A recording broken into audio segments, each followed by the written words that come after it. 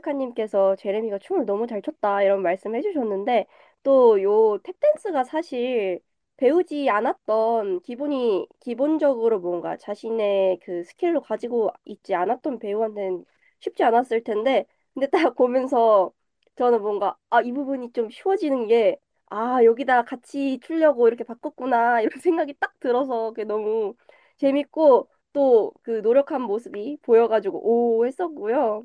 그리고 또 좋은 점을 말씀을 드리자면 아까 제가 처음에 한강 이야기하면서 그 초록색 불빛을 바라보고 있는 강가를 바라보고 있는 장면이 나온다라고 말씀을 드렸었는데 저는 이 프로덕션이 처음으로 나온다고 했을 때 그 뭔가 그 장관을 바라보고 있는 모습과 그 화려함들 이걸 어떻게 채울까에 대해 되게 궁금했던 것 같아요. 근데 요거를 또 LED를 사용을 하는데 사실 좀 LED 하면 또 문제점이 뭔가라고 생각을 했을 때 뭐 화질뿐만 아니라 뭔가 그 저희가 사실 뮤지컬뿐만 아니라 공연을 보러 간다는 것 자체가 현장성이 굉장히 중요하잖아요. 그리고 꼭 다 보여줄 필요도 없고 상상력을 사용할 수도 있고 이걸 또 어떻게 표현을 할까 했는데 LED는 뭐 LED를 사용한다고 했을 때 저는 솔직히 좀 회의적이었어요. 왜냐하면 그럴 거면 뭐 집에서 디즈니 플러스로 보지. 막 영화도 있는데 근데 제가 뭐 뮤지컬까지 보러 가가지고 심지어 LED가 계속 나온다고 막 후기에 떠 있으니까 뭐지? 했는데 실제로 보러 가니까 나름 이 LED를 맨 뒤에 빼고 LED와 어우러지는 어떠한 세트들을 계속 앞에 이렇게 입체로 깔아요. 그래서 생각보다 이게 심도가 꽤 생기더라고요. 제가 예상을 했던 것보다는. 그리고 이제 그리고 저는 또 조명 디자이너 분과 무대 세트 디자이너 분이 너무 대단하다고 생각을 했던 게 사실 LED가 있고 그 앞에 세트가 있으면 그게 사실 색감 차이가 어쩔 수 없이 왜 어느 정도 나가지고 저기서부터 스크린이고 여기서부터 세트다 이런 느낌이 늘 다른 뮤지컬을 볼 때도 났던 것 같아요. 이건 뭐 LED뿐만 아니라 그냥 뭐 뒤에 배경막도 그런데 근데 이 뮤지컬을 보는데 그 색감이 같은 색이어도 사실 조명에 따라 되게 달라지잖아요. 그걸 어떻게 딱 맞춰놨는지 그렇게 막 큰 위화감이 없더라고요. 그리고 이게 이 뭔가 어설플 것 같은 부분을 교묘하게 다 실제 세트로 가려놔가지고 오두막도 보면 그 뒷부분은 그냥 스크린이고 앞부분에 이 오두막 입체로 앞으로 빼놨는데 그게 마치 팝업북 같이 해놨다고 생각하시면 되는데 그게 생각보다 위화감이 없어서 대단하다라고 생각을 했었고 그리고 앞에 그 또 우리 개츠비의 집에 수영장이 있잖아요. 그 수영장이 보시면 저는 그 수영장이 우와 하고 봤던 것 같아요. 이게 90도로 꺾여 있는데 객석에서 봤을 때 기준으로 정면 부분에다가 프로젝션을 하는데 그 착시 효과로 그게 수영장 물이 이렇게 찰랑찰랑 거리는 것처럼 해놨어요. 그게 뭔가 딱 들어가자마자 세팅이 되어 있는데 그게 너무 신기했던 거 기억이 납니다. 그래서 이게 바로 이 기술을 활용하신 건가? 이런 생각이 들고 다만 아쉬웠던 점은 그래서 그런가? 조명이 생각보다 뭐가 많이 변화가 없는 거예요. 사실 화려함 했을 때 전 생각나는 게 세트도 있지만 또 대학로 소극장 뮤지컬들도 이 조명으로 화려함을 주는 경우가 굉장히 많잖아요. 게다가 막 파티도 하고 이러는데 생각보다 그 조명의 다양성이나 화려함은 크게 없어가지고 뭔가 세트를 화려하게 했으니까 조명은 좀 담백하게 해서 밸런스를 맞췄나? 이런 생각은 들지만 저는 조명 보는 재미가 요즘 들어서 좀 생긴 사람이라서 좀 살짝 고점이 아쉬웠지 않나 싶습니다. 그리고 공연이 생각보다 그렇게 길지 않아요. 인터미션 포함 20분 인터미션 있는데요. 포함 155분 공연입니다. 그래서 20분을 빼면 사실 135분 정도 공연을 하는 거죠. 1막이 65분, 약 65분, 그리고 인터미션 20분 갖고, 그리고 2막이 70분 정도 합니다. 우리나라 대극장 뮤지컬 하면 뭐 웃는 남자, 뭐 레베카 이런 뮤지컬 보면 생각보다 되게 길거든요. 거의 막 170분 이런 경우가 있는데 그런 대극장 뮤지컬 생각하고 갔다가 생각보다 이 러닝타임 자체가 물리적으로 짧아서 그런지 보면서 막 그렇게 시간이 너무 안 가는데 막 그런 생각은 안 들었고 생각보다 휙휙 지나갔던 것 같아요. 사실 뭐 스토리를 제가 이 이야기를 쭉 설명을 할까 하다가 워낙 원작도 유명하고 영화도 유명한데 뭐 그렇게까지 길게 설명은 안 해도 될 것 같아가지고 제가 짤막하게 준비를 해왔습니다. 우선 말씀드린 대로 이 등장인물에는 그레이 개츠비인 만큼 제이 개츠비가 있고요. 요 제이 개츠비가 늘 사랑해온 데이지 뷰캐넌이라는 역할이 나옵니다. 이 친구가 아까 레베카님께서 말씀해주신 이해가 안 가는데 싶다던 그 여자 주인공이고요. 이 개츠비가 이 데이지를 굉장히 사랑했어요. 그리고 데이지도 개츠비를 되게 좋아했는데 이 데이지가 되게 잘 사는 집 딸이에요. 그래서 아버지께서 계속 반대를 했던 거예요. 더 잘 살고 좀 괜찮은 남자를 만나라 이러면서. 근데 이제 개츠비는 그 당시에 그렇게 막 부유하지 못한 집 안에 자제였던 거죠. 그리고 이제 닉 캐러웨이라는 인물이 나옵니다. 닉 캐러웨이는 이제 뉴욕에 이제 그게 시작할 때 딱 나와요. 뉴욕에 이제 채권 중개인을 하려고 온 거예요. 근데 사촌이 데이지예요. 아까 그 여자 주인공. 그래서 이 닉 캐러웨이 친구가 그 데이지를 만나러 갑니다. 근데 데이지가 그 개츠비와 헤어진 사이에 또 예전에 미식 축구를 했던 지금 돈을 잘 버는 홈 뷰캐넌이라는 남편이 있어요. 근데 이 친구는 좀 양심이 없어요. 양심이 없고 사실 뭐 이 이야기에 나오는 등장인물 중에 솔직히 뭐 평 중에 이런 평이 많더라고요. 한국 정서와 맞지 않는다. 그냥 이야기 자체가 한국 사람들이 막 깊이 공감을 사기에는 뭔가 정서와 맞지 않나? 라는 이야기가 많이 있었는데 저도 약간 보면서 좀 여기서 이렇게 행동한다고? 이렇게 했던 인물들이 많지 않나 싶은데 요 톰 뷰캐넌 역할도 그런 친구였고요. 거짓말을 할 때 눈 하나 깜짝 안 하고요. 말을 바로바로 이제 자신한테 유리하게 교묘하게 잘 바꾸는 친구입니다. 그리고 또 이제 아까 그 여자 주인공 데이지의 친구인 조던 베이커라는 역할이 나와요. 이 친구는 이제 골퍼를 하는 사람인데요. 이 뮤지컬에서는 요톰 뷰캐넌 역할과 되게 뭐 사랑을 한 해 만에 여기 근데 요 친구가 바로 사실 뭐 개츠비 하면 가장 뭔가 바이럴이 많이 된 음악이 있어요. 요 제스비가 요거를 커버를 했어가지고 문명특급에 나와가지고 제제하고 승원스 가비님께서 브로드웨이까지 가가지고 이 조던 베이커 역할이 부르는 넘버를 같이 커버를 해가지고 또 화제가 또 됐었는데 한국에서 무슨 브로드웨이까지 가가지고 극장에 들어가서 뭐 춤을 춰서 왔다 이러면서 바로 뉴머니라는 장면입니다. 그 뉴머니라는 넘버 굉장히 유명한데 요 뉴머니 넘버를 탑으로 부르는 역할이 조던 베이커 요 역할이고요.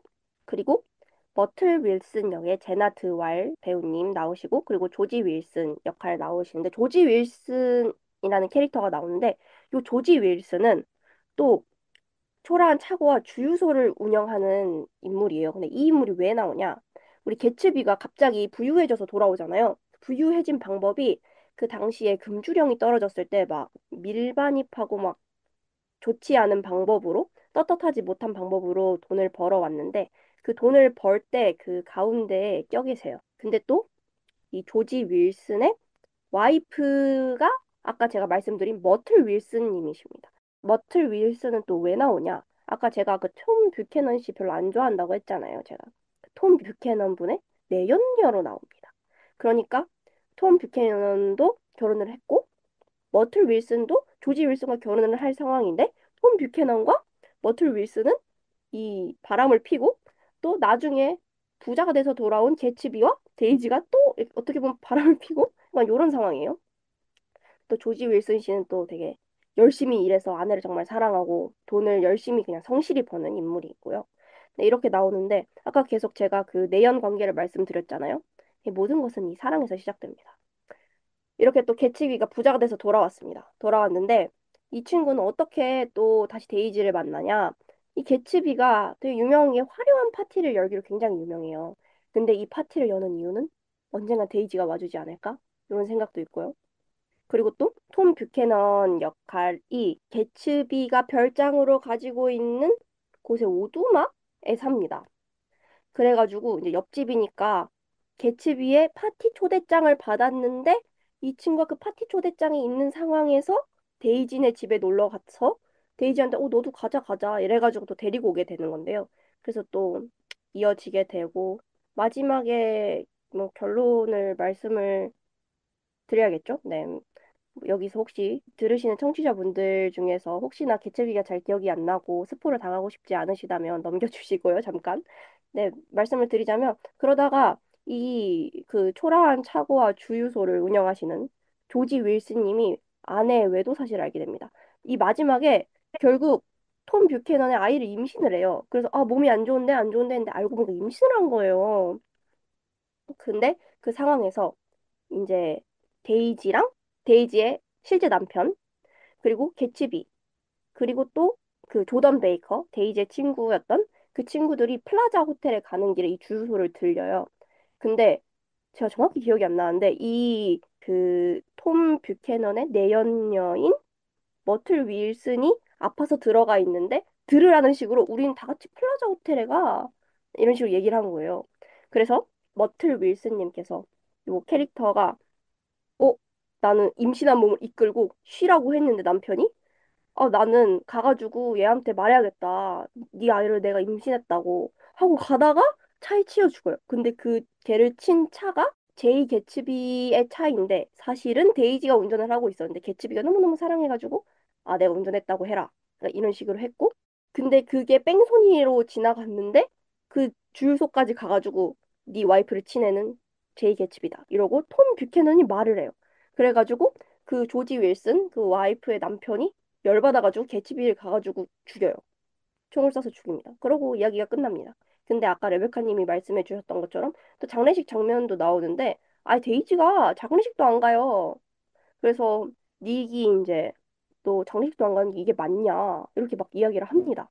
닉만이 정말 개츠비를 이렇게 지켜주고 있는데 아까 레베카님께서는 이제 그 마지막에 정리가 되는 느낌을 받았다라고 하셨는데 저는 그 노래 뮤직 자체가 이제 끝나는 느낌을 준 것과 별개로 너무 자꾸 캐릭터를 좋게만 해석하려는 느낌이 저는 느껴졌어요. 뭔가 계속 어떻게 캐릭터를 볼 때 이야기에서 보면 꼭 모든 캐릭터가 이해가 되는 것만은 아니고 이해가 안 돼도 된다고 생각을 하거든요. 그냥 그게 그 캐릭터의 특성이고 꼭 제가 모든 캐릭터에 완벽하게 공감할 필요는 없잖아요. 근데 뭔가 모든 캐릭터를 관객들에게 얘는 이럴 수밖에 없었다를 인식을 시키려는 듯한 가사와 그리고 계속 그 사람의 상황을 보여주고 자꾸 그 상황을 뭐랄까 때려 박으려는 넘버가 자꾸 너무 유사한 넘버가 계속 나오니까 약간 오히려 뒤로 갈수록 처음에는 아 그렇구나 이러고 봤는데 뒤로 갈수록 조금 거부감이 들지 않았나 하는 생각이 듭니다. 네, 제가 준비한 거는 여기까지고요.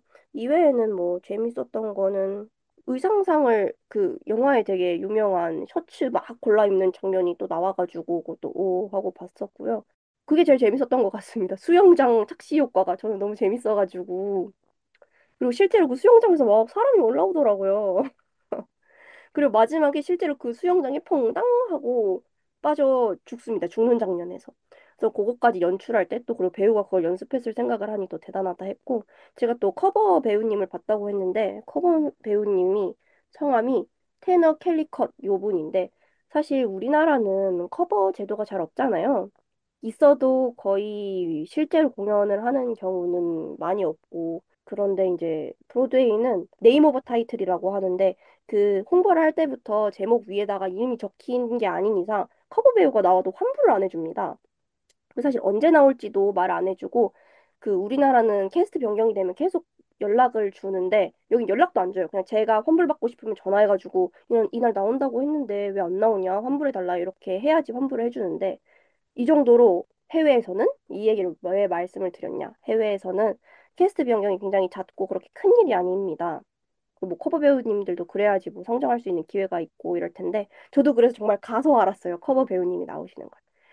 그렇지만 너무너무 좋았고요. 이 테너 캘리커 배우님 사실 처음에는 약간 긴장하신 것 같은데 싶었는데 첫 장면에서는 가면 갈수록 너무너무 잘하시고 노래도 병창이시더라고요. 그래서 너무너무 재밌게 보고 왔다. 요 말씀 드리고 싶었고 또 머틀 윌슨 역할의 내한 배우님이 제나 드왈이라는 배우님이신데 요 배우님은 얼마 전에 브로드웨이에서 했던 스위니 토드에서 또 커버를 하셨던 분이세요. 그래서 오 궁금하다 했었는데 한국에 와서 너무 기뻤답니다. 별점을 매겨야겠네요.